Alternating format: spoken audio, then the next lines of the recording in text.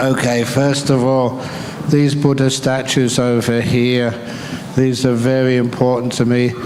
It's one of the places whenever I go to India, I would always like to go to Sanat and the museum there.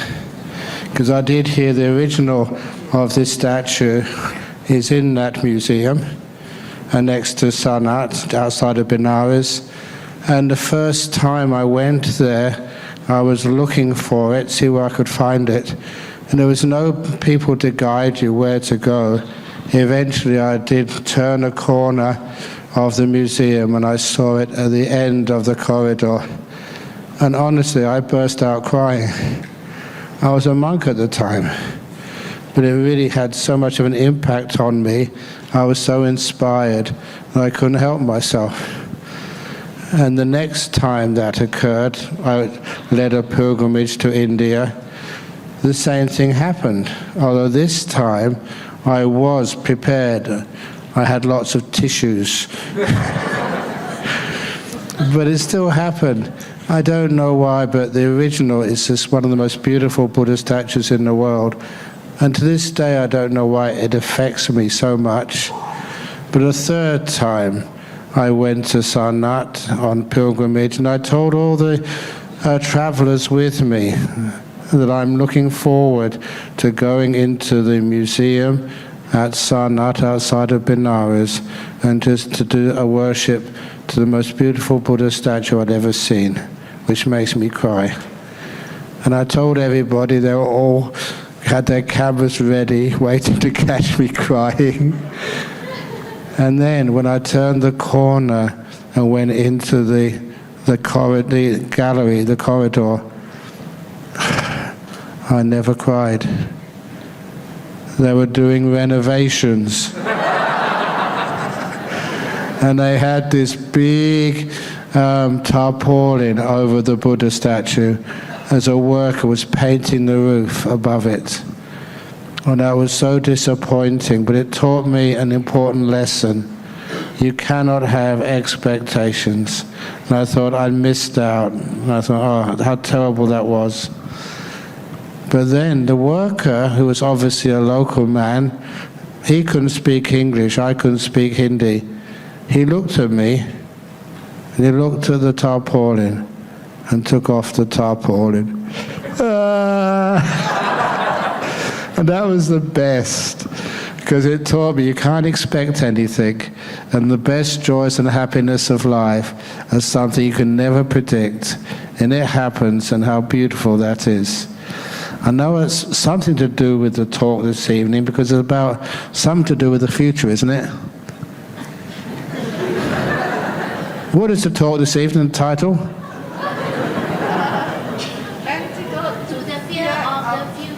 Antidote to the fear of the future. That's a good antidote, because I was afraid I wouldn't see it again. But then, just no expectations and gratitude to what you've already had, that sort of overcame all that fear. So I'm very happy to bless these. I'm very happy to sign your books and put funny faces on the first letter of Ajahn. I do a very good bear A. I did try one cat or kitten A. That didn't come out too well, but I did the best I could. Because it's nice to have fun, whatever you're doing, and don't really worry how it turns out. Just give it a try and see what happens. That's always been what I've done in life. And sometimes there's fear of the future, antidote to the fear of the future. A lot of time is that positive energy. And I always tell people to live a positive life. Always be positive in all things except one: COVID testing. Don't be positive there.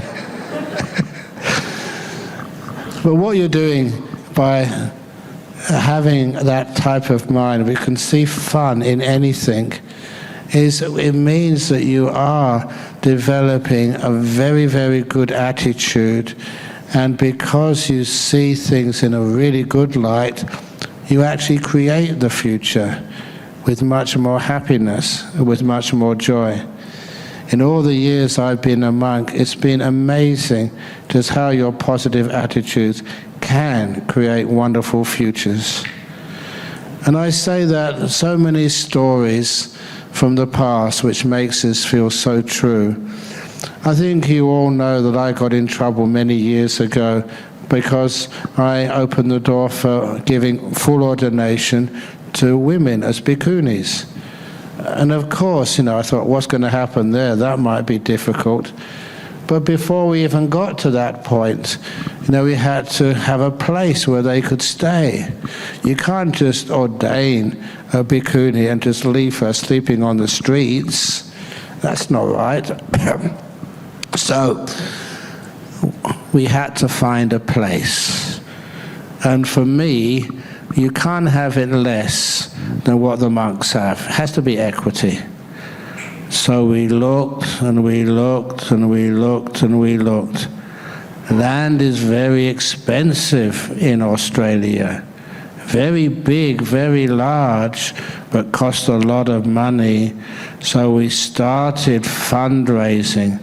And you know what happened when we were fundraising? $10 here, $20 there. And you can't buy any land for $10 in Australia. But one thing occurred which I will never ever forget. A gentleman who was Australian, Caucasian, he came, he wanted to see me for something. So he drove up to Bodhinyana Monastery and he got out of his car and he told me that his wife had just given birth to their first child, who happened to be a daughter. He said he was a Buddhist, but I hadn't seen him before. And he said, I hear you are building a monastery for women, giving them a chance. I said, yeah. And he said, I've just given, or my wife has just given birth to my first child, and she's a girl. I want her to have the chance, if she wants to. She probably doesn't want to, but if she wants to, I want there to be a monastery there for her, to give her that opportunity. I want to make a donation to your fundraising. And what he did next, I'm usually a very calm monk. But when he told me how much, my hand was shaking. Honestly, 250,000, $250,000. And that just gave that project such a boost. And where it came from was so beautiful. Just he had his reason for doing that, just given birth, and he could afford it, and he wanted to do something wonderful, just in case his daughter ever wanted to become a Buddhist nun. And I thought that was so sweet and cute. And because of that, I always loved telling that story. And I've never met him again. He disappeared. For years I thought, was that a kind of heavenly being? I did think that, because heavenly beings do stuff like that. Sometimes weird stuff happens. If you're a good person, sometimes his heavenly beings come to the rescue. I did tell this story when I was in Kuala Lumpur, because many people, they know I was a theoretical physicist, which is one of the hardest sciences. I'm not talking about difficult to understand, but just got to be very strict that whatever you do is logical, provable, and is not just a supposition. So, when they were asking me, do you believe in all this weird stuff of Buddhism? I said, no, I don't. I know it's truth. I was speaking as a scientist. I've just seen too much in all those years I've been a Buddhist monk. So far, I've been a monk now over 48 years. That's a long time to be a monk. Most people if you are working even as a CEO, when can you retire? After 40 years? 45? 48? No. I'm not allowed to retire. But anyway, I'm enjoying my life, doing whatever service I can. And because 48 years is a long time, I know many of you, especially sitting in this front row over here, seen you so many times before, and it's lovely to see you again. And also, it gives a sense of credibility. You're not some sort of monk who just comes into Singapore and leaves next week. I do, but I come back again. And because of that, many of these stories, you know, are true. I don't make them up. So on this occasion, I was a young monk, and I was walking along in the mountains of northeast Thailand, in a set of mountains called Phupan. And at that time, in 1978 or something, there was hardly any development there. Just a few villages. The road was just a dirt road, no electricity. And as I was walking, it was lovely and quiet and lots of solitude. And even just to keep you awake, even ghosts, real ghosts. Because I stayed in one of the monasteries on that journey, and I was walking to the town of Sakonnakhon. It was about 60 kilometers to the north, and there was only tiny villages on the way if you managed to find them. But I asked the head monk in this monastery, are there any caves on this journey? And he looked at me and he said, yes, there are. There's a very well-known cave. Many of my monks, he said, have gone and stayed in that cave and gone mad. There's a very dangerous ghost in there. And I said, I'd like to see it. Are you sure? He said, yeah. And so he told me where it was. And it was very conveniently located, halfway on the journey between this monastery. It's, what was it called? Tamsi Gao. Ajahn Brahm was the monk's name. And it was just halfway on the journey, convenient place to stop overnight. So I was walking all day. I found that cave. And once I found that cave, one of the villagers took me to it and explained everything about it. In the cave, in such a remote area, there was a very old Buddha statue, not like this one, ancient Buddha statue. People had used that place to meditate, or as monks to just pass the night for so many hundreds of years. A very beautiful Buddha statue. There was a lovely spring outside with very clean, fresh water. I was kind of surprised why the villager who took me there wanted, to show me everything very quickly and leave. And that's when he told me that in the back of that cave there was a skeleton. That was the cave where the ghost was. And even the layperson didn't want to stay there. So I quickly had a shower, just getting with a little dip of water, throwing it over myself to wash, as you did in those days. Dried myself off, sat down on a little bench inside the cave, and it was pitch black, no electricity, and then waited. I wanted to see that ghost. I was a scientist. As a scientist, you can't be afraid of the truth. You want to actually see it and find out if there really is a ghost there. And what do ghosts look like? Why do ghosts only come out at night time? What do they do during the day?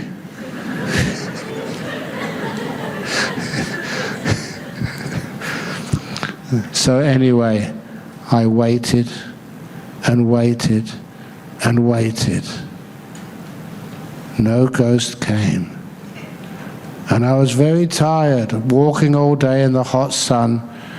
I got so tired that I thought, the ghost is not going to turn up. So I lay down. Remember, there was no lights there at all. I lay down. As soon as I lay down, nowhere near sleep yet, as soon as my head touched the folded robe on which it was resting,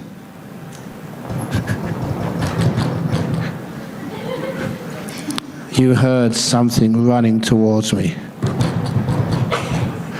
I don't know if that's good visual sound effects, but that's the best I could do. And it stopped about a foot in front of me. Now it was dark. I could not see anything, just hear. And I told that ghost, I'm fed up with you. I've been waiting here for hours, and now you want to come? Get out. I think I told you this afternoon that human beings do have much more power than ghosts if they want to exert that power. And I did that because I was fed up with the ghost. Yeah. And so I turned over and went to sleep, and that was it. Sometimes, if you're not afraid of ghosts, you don't tend to see them as easily. In other words, you're not that interested. But anyway, hearing it was very easy, and that certainly happened. But the reason I tell that story was the next day, when I continued on my journey, it was just so a remote area that I started to get very thirsty. My water bottle had run out early in the day, and there was no streams, no wells, no villages. So I really was thinking that, this may be really bad for my health. I was dehydrated. But as I was walking along, dehydrated, wondering what to do, and when would ever I see the next village, at a ridge of the mountains in the valley, I saw a village. You could see by the corrugated iron roofs of the huts. There's about 5 or 6 huts were down there. So I decided to test out a theory as a scientist. The theory started out by an old story of forest monks many years ago, and this one monk who's called Ajahn Brahm. And Ajahn Brahm, during the Second World War, had gone to meditate and learn from teachers in Burma. In those days, you didn't need visas, you just walk, and no one would ever stop you. But anyway, he was in Burma, in one of the monasteries, and that was when the Japanese took over Thailand and the English were in charge of Burma. So these were war enemies. And I have heard that the English thought all Thai monks were spies. And so it was very dangerous for this Thai monk to stay in Burma. He was advised to make the long, dangerous journey by foot through the mountains back into Thailand. Now, I've never crossed that border between Thailand and Burma, but I've lived on the edge of that border, and I just know how steep those mountain hills are, even the paths. They go up and down, a very steep angle. And so I could get some feeling for how difficult that walk would have been, and how there would be no people to help him. And according to his biography, that he got so dehydrated himself, and so famished, he hadn't eaten for days, because there was no one to feed him. There's no villages, there's nothing there, just it was jungle. And he remembered what he'd read in some of the suttas, that sometimes heavenly beings would help good monks in times of great difficulty. And he actually thought that he was a good monk. He was only doing this journey because of, unforeseen circumstances and wars. So he made a resolution. Ajahn Brahm said, if there really are heavenly beings, can one come and help him?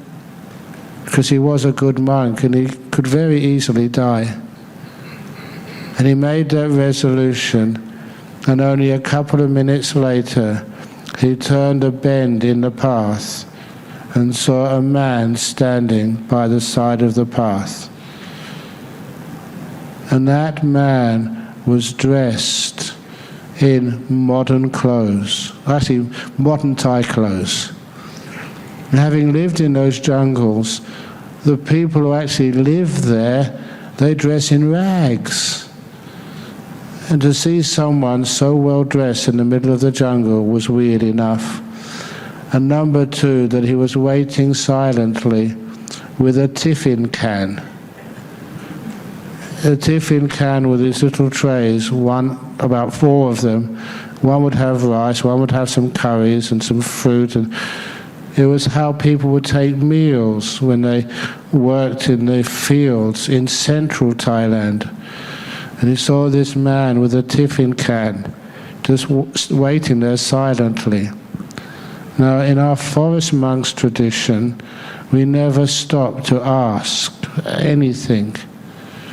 So he walked right past that man. And it was only when he'd walked maybe half a meter past that the man said, and he could hear him, Nimon Krap. Are there any Thai people here in the audience today? Any Thais? Okay. Well, Nimon Krap is a word of invitation to a monk. We invite you, Venerable Sir. And he stopped. He turned round, this monk, opened up the lid of his bowl, and this Thai man, appearing in the middle of the jungle, put some of the most clean, delicious Bangkok food into his bowl. There's a difference. I know that because in the jungles in the northeast, it's just whatever crawls on the ground. Never any rice, usually potato, because that's all they can dig up. And in that time it would have been worse. And it was hot food. The whole thing was just totally impossible, but it was happening. And it could not have been coincidence. No way could anyone know he was coming. They didn't have Google Maps. He didn't have email to say, I'll be there tomorrow. There was none of that. This was in 1940 or something, 44. So, having filled this monk's bowl with delicious food to keep him alive, the monk made a little, I'm not calling it a mistake, he bent the rules because he asked this man, where are you from? You're not supposed to say anything to your donors like that. You're supposed to just be quiet and accept it with gratitude, maybe give a blessing, but not ask, where are you from? Because he hadn't seen the village for days. So the man replied, silently,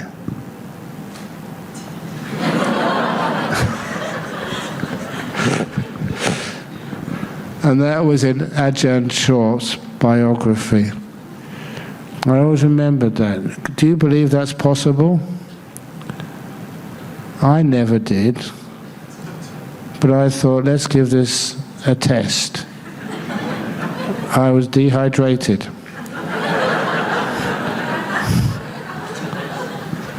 I was a good monk. I did keep my precepts. I was meditating, living simply, facing ghosts. So I said, okay, if there are heavenly beings, and I want you to find out, please help me. I'm going to walk into that village, and if there are heavenly beings, can I please have a Pepsi?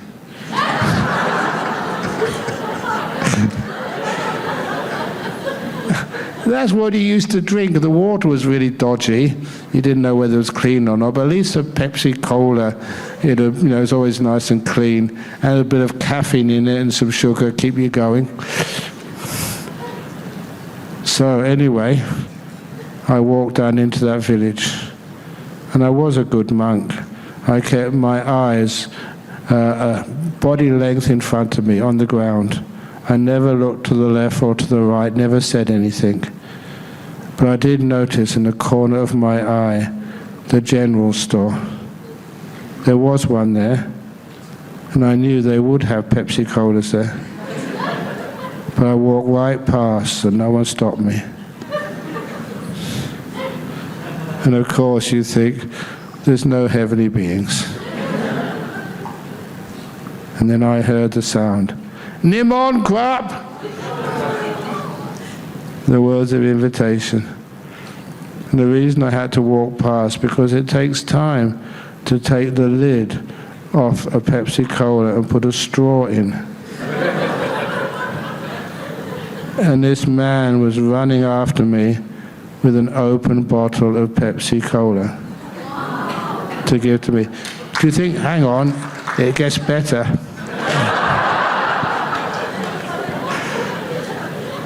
That was actually, I'm not exaggerating, that was actually quite amazing, but I was still skeptical. It could have been just a coincidence. But then another woman came running out with another bottle of Pepsi Cola. And then another man with a third bottle. And then another with a fourth open bottle. And then a fifth bottle of Pepsi Cola. And then someone came running out with a sixth bottle. And then a seventh bottle. And then an eighth bottle of Pepsi Cola. And then a ninth bottle of Pepsi Cola. I had 9 bottles of Pepsi Cola. And anybody who knows Thailand, that is a magic number in Thailand, 9. If I'd have done that trick in some remote part of Malaysia, I would have got 8 bottles, because 8 is a magic number here. So I had 9 bottles of Pepsi Cola. And there was a bench there, a very simple place to sit down. I put the 9 bottles in front of me, all open. I didn't drink any yet. Wow. Okay, heavenly beings, you won. I now have confidence in you. Yes, you do exist.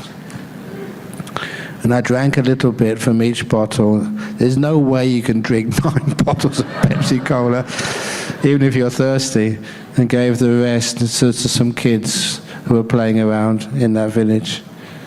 And that really taught me a wonderful lesson. I made that resolution, if there are, please give me a Pepsi. And they gave me 9 to make sure I never doubted their existence again. And that's been, yeah, okay, go on.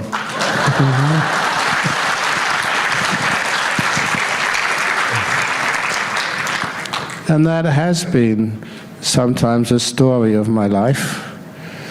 Very often,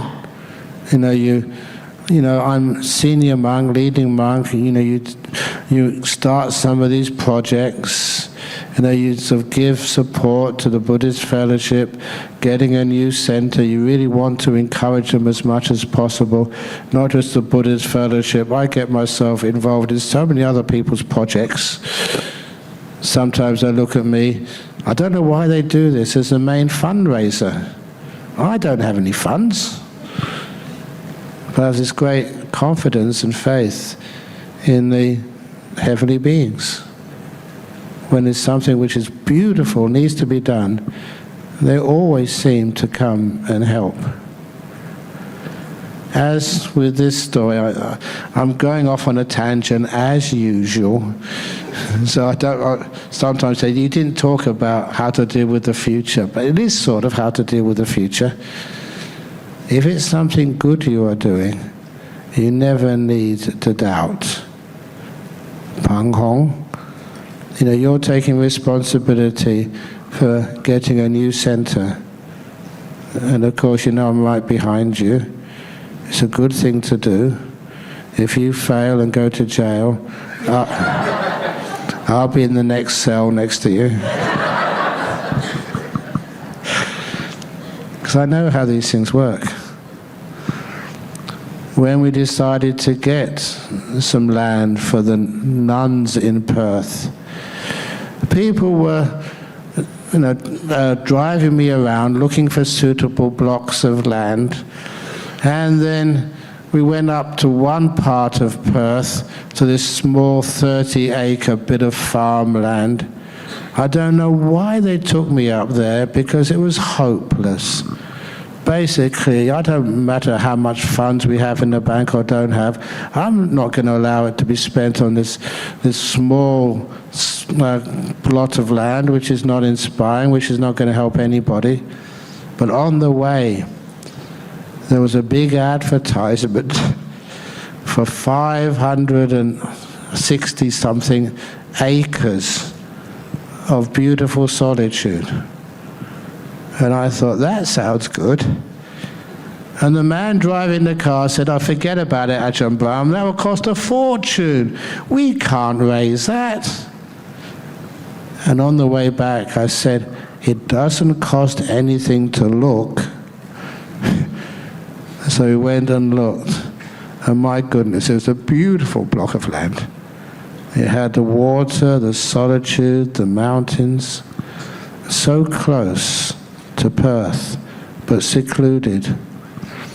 If you want to know how much 563 acres are, it's 2 kilometers long by 1.1 kilometer wide. It's about the size of the Catholic's Vatican city-state. I've got big plans for that place.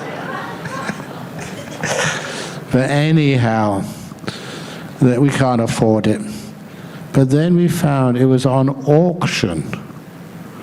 And on auctions, you never know how much it's going to go for. So let's give it a try. And because I was fully behind it, our committee decided to, let's give it a try. If we don't have enough money, it doesn't matter. So we counted, people pledged, see how much we can borrow, how much we can somehow squeeze from another account for the time being. And we came up with the amount, this was stretching it, 600,000 Aussie dollars. That would be really, really tough for us to repay some of the loans we'd have to get. But 600,000 was our limit. So what do I do next? What I did next was to go with another monk 1 hour before the auction started, get onto that land and do some really powerful, super duper, really incredibly deep chanting. We chanted and chanted and I don't think that's illegal, but we did it. And even though you were a bit hoarse after an hour's really tough chanting, we decided to see if it would work. And our monks don't have much excitement in life. But that was exciting. There was a nun's monastery on the line here. Were we going to get it or not? But that was just really tough. So when we started bidding, that's when I had to be quiet. We had one of our members would be the bidder. I think many of you know him, Eddie Fernando. He was a Singaporean before he migrated to Perth. Good old Eddie. Because we said, you can bid up to 600,000, no more. And when the bidding started, 400, 425, 450, do I hear 475, 475 over there, 500, 525, 550, even I started to get excited. And Eddie put his hand up, 600,000. That was our limit. And I started my chanting again.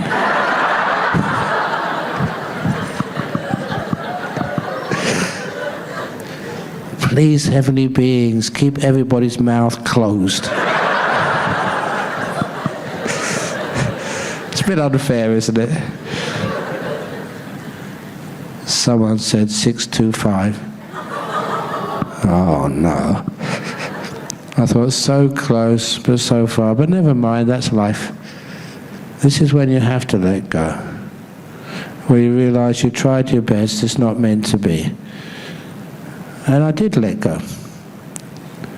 And then Eddie put his hand up again. 650? And the treasurer was standing next to me. We can't afford this. Stop him, Ajahn Brahm. Disown him. He's not ours. Take away his membership of the BSWA. And I think, my response, I said, no. Somehow or other, we'll manage. So the treasurer almost resigned on the spot. And it was passed in at 650. We got it.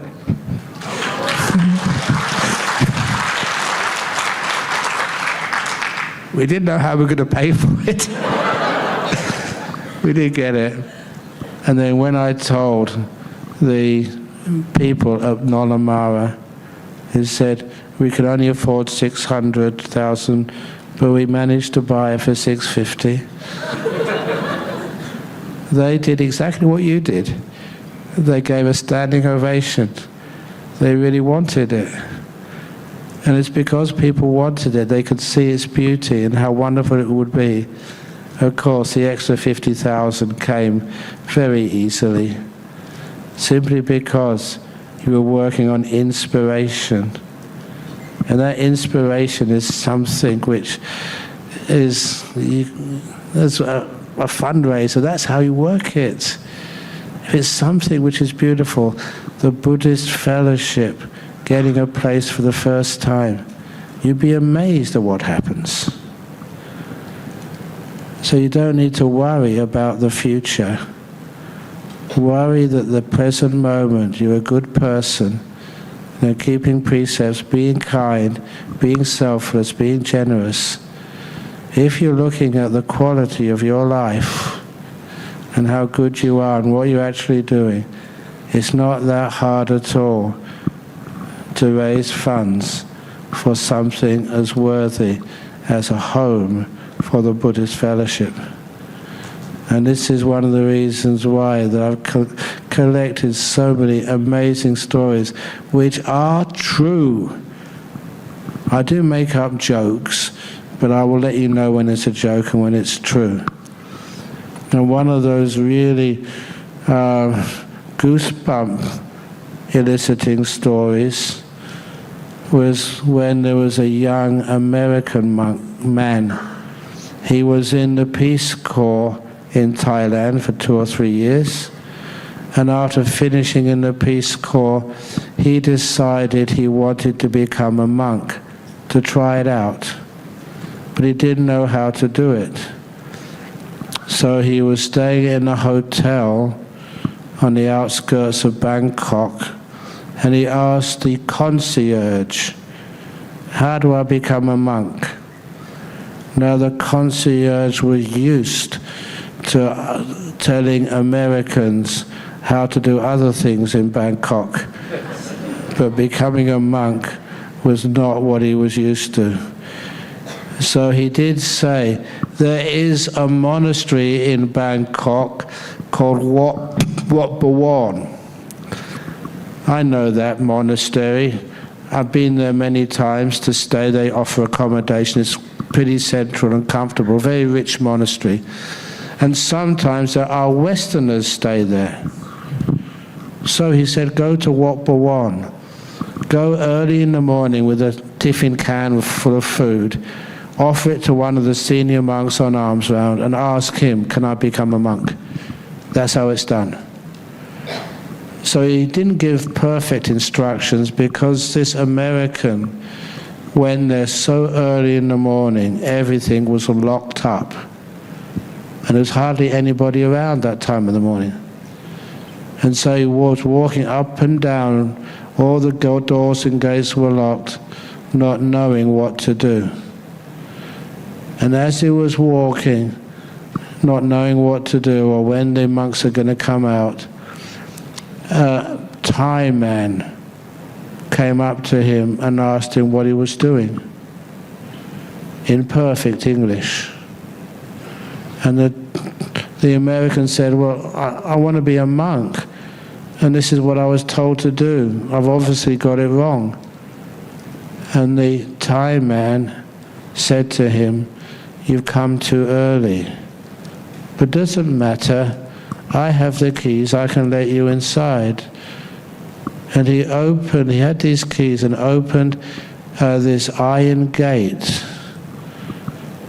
And having opened the door, took this monk-to-be, this American, into the main Uposatha hall, where people get ordained.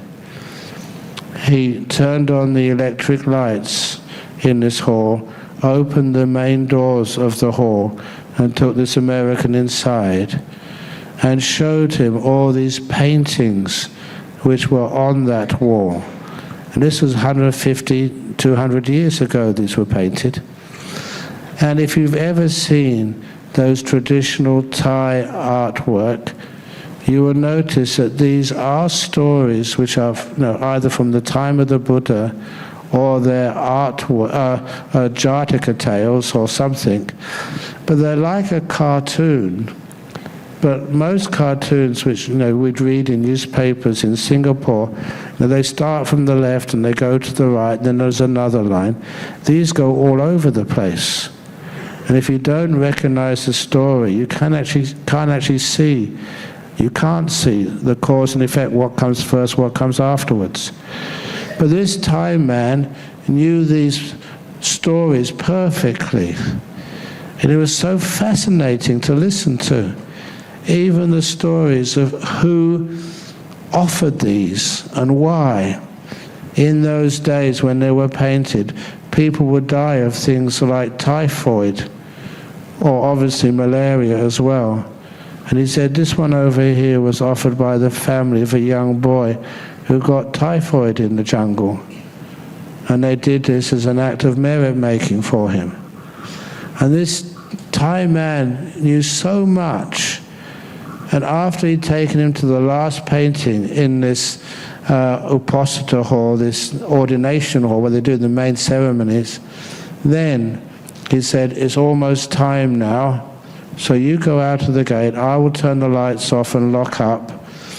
And if you go to that middle gate there, in about 5 minutes there'll be an old monk who will come out.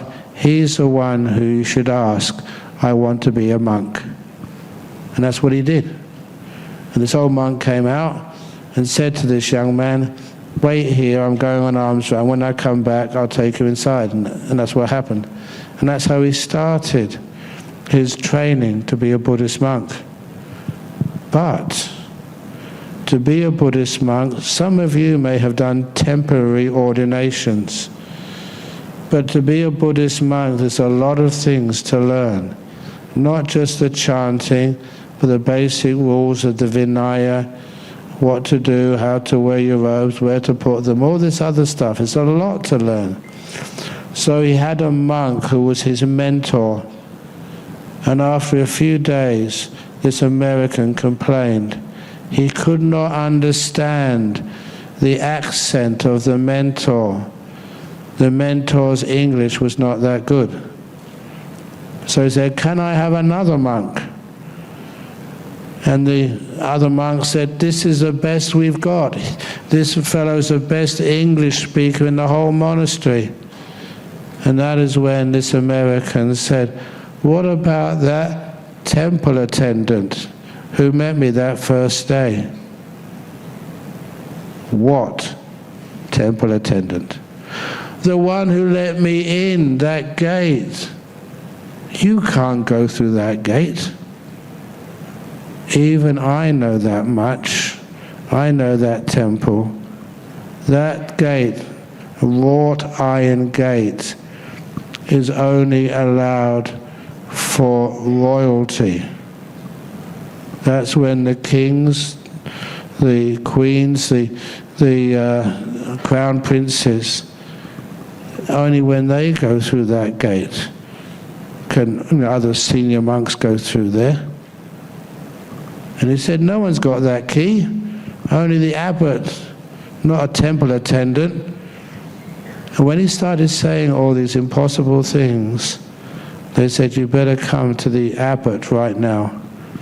And he went to the abbot, and the abbot started listening to him and stopped him and said, hold on, this has to be recorded because this is something very, very weird. Again, no one knew all those stories of those murals, not even the old abbot. He didn't know. And he was the most senior, eldest monk in the whole place. So they took down his statement, and that is now in the annals of what Bawani Wait, Royal Temple. And at the end of taking down all of this information, the abbot, who later became the head monk in Thailand, Somdet Jnana Sangwara, I used to call him Jnana Sangwon, he asked him, what did this Thai man look like? Because he basically doesn't exist. We don't let these keys go with temple attendants. No one can open those doors. Even where he was supposed to turn the electricity on, you can't. The whole thing was weird. And he spoke with such a good accent, English accent, yeah. What did he look like? And this American said something, totally inappropriate. Well, how do I know? You Thais all look the same.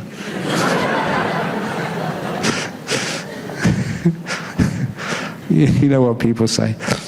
But he was trying to be helpful, and that's when this American man was scratching his head, like people do. And then he stopped scratching his head. The American man froze. And in great surprise, pointed to a painting on the wall of the abbot's office. It was him.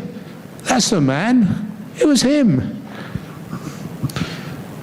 It was a portrait of one of the main sponsors of Wat Bawani Wait Temple, King Rama IV, who died over 100 years ago, more than that. Now, you may say that, how do I know that? And because it's these stories which go around, but I knew that American monk. But also, many years ago when I came to Singapore, I was invited to give a talk at the Thai embassy. And when I gave a talk at the Thai embassy, the ambassador was listening. And after I told that story, the ambassador put his hand up, stood up, and said, I just would like to let you know, Ajahn Brahm and everybody else, that story is 100% true, because I am on the committee who looks after Wat Bawon, the lay committee. And I've read that report. It's in our history books of the history of Wat Bawon. It was true. A Thai king, now reborn in another realm, heavenly being, came down to help an American man become a monk. That's weird. Supernatural, yes, but true. Told to you by a theoretical physicist. And I love stories like that.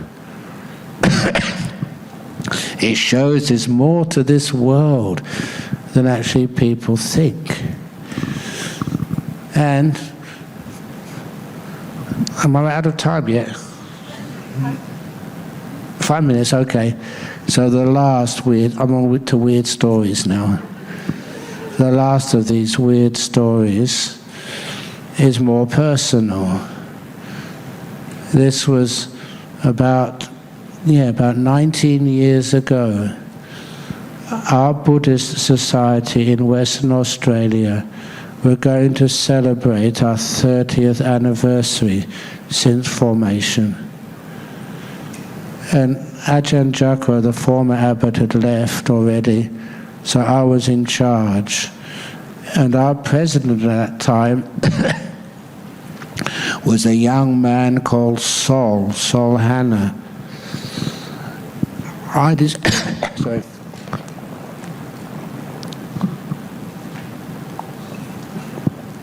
I get excited telling these stories because I know that they're true and they've got beautiful endings.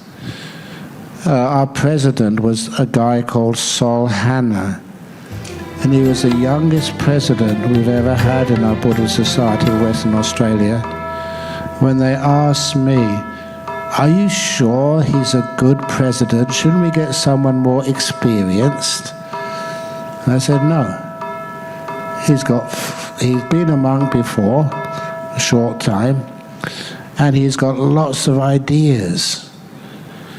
And if anybody know anything about the BSWA, we were pioneers in podcasting.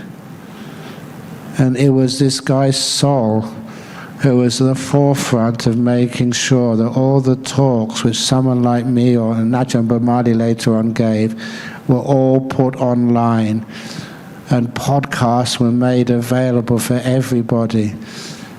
He told me that he was on not the leading edge of IT, the bleeding edge, because we wasted a lot of money, but it was worth it. Because we didn't really know what was going to work, but the money is there, use it. You know where I learned that? I learned that from you, Singaporeans and Malaysians, who told me it's the uncles and aunties who have the funds, it's the young people who have the ideas.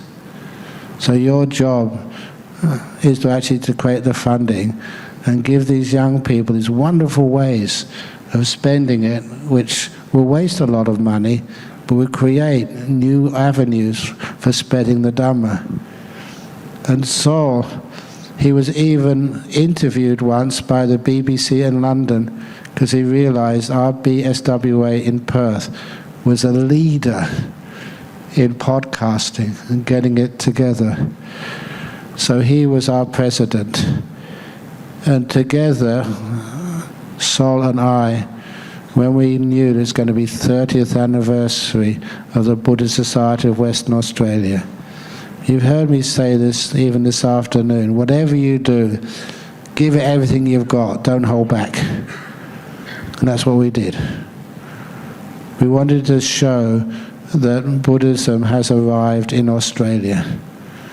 And so everything was working out so well.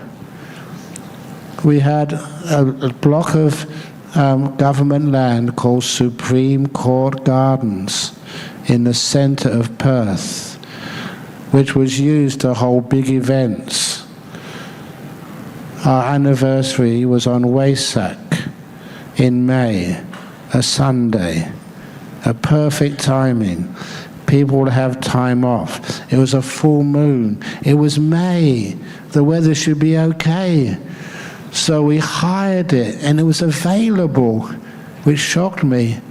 We invited people, all the important people we could, to come for this event. Money wasn't an object. I shouldn't say this, but I'm a monk. I don't have to do without. But no, we were going to do a very big show. We'd invited the Thai ambassador, we invited big shots like the premier of that time of Western Australia was a gentleman called Jeff Gallup. And Jeff Gallup, he went to Oxford where he was the best friend of Tony Blair, who happened at that time to be the Prime Minister in UK.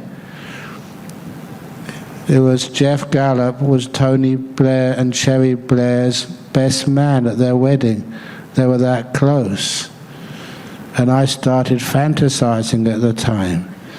If we managed to get Jeff Gallup as a Buddhist, Tony Blair would be easy. And then we get Mr. Bush, because Tony Blair was very sort of friendly with Mr. Bush. And then we'd have the whole Western world as Buddhists. Anyway, it didn't quite work like that. But nevertheless, what happened next, we really made a lot of effort into making this a very good event. We got a big new Buddha statue, golden one from Thailand. No, gold-plated, not real gold.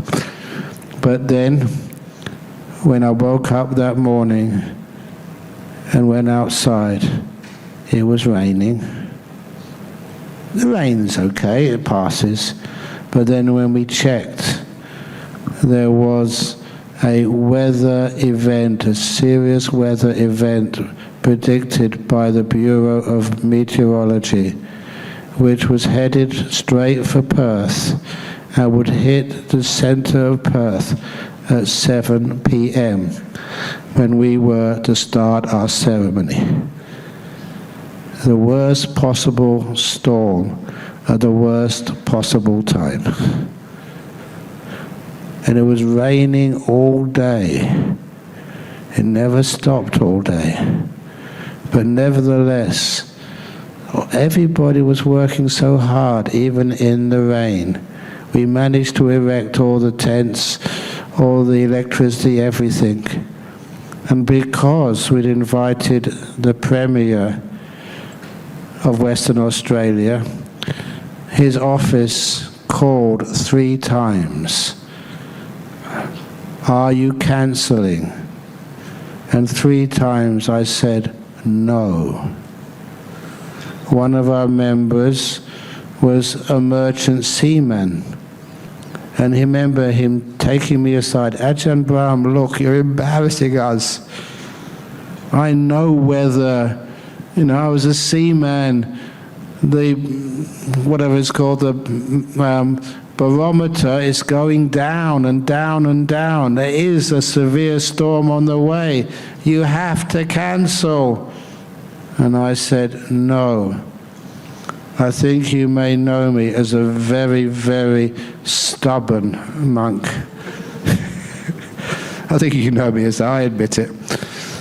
No, and then even one of the monks, he came up to me, he held me by the shoulder and pulled me aside. Ajahn Brahm, please, cancel. You're being stupid. Look at the weather. He can't hold any event like this. No. That morning, I didn't tell the monks this. That morning, before I sort of left my, I think the cave was there at the time. Before I left my cave, I did some, again, really heavy chanting. Because this, I did, this was Vesak Day. It's the 30th anniversary of the founding of the Buddhist Society of Western Australia. It was important for the spread of Buddhism that we could actually do this. You have to help us.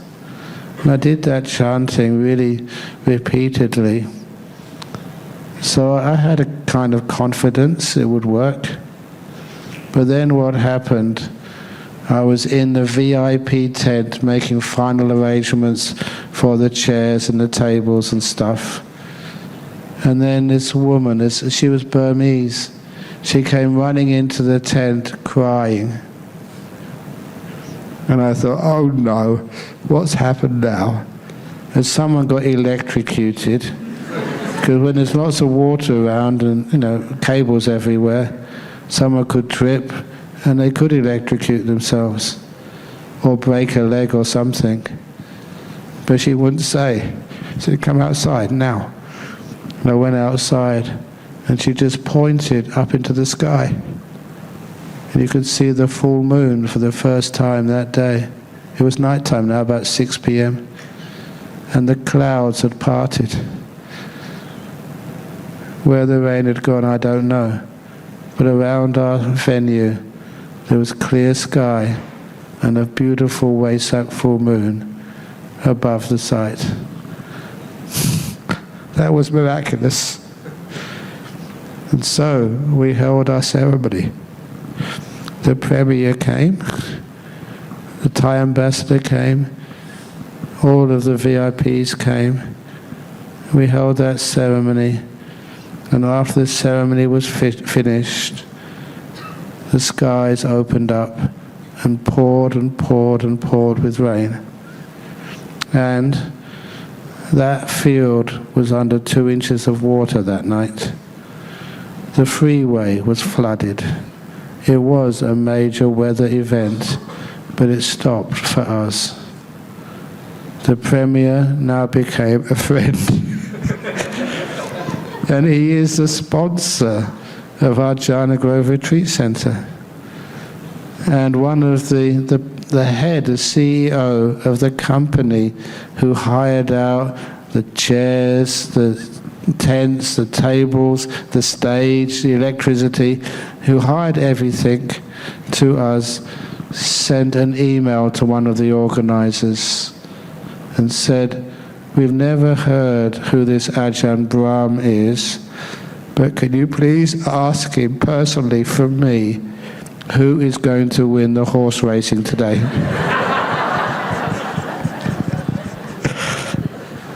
And I take that as a compliment. I should have cancelled. I was asked if we could cancel. But of course, you don't fear the future if it's such a beautiful, inspiring and wonderful future of showing that Buddhism is just more than just meeting together and having lectures and ceremonies. And it's amazing just what we're up to. And there's many beings, even in Australia, who want to help if it's a very good thing. And so there'll be many heavenly beings in Singapore too, who are waiting for the chance to have a new, beautiful Buddhist fellowship building.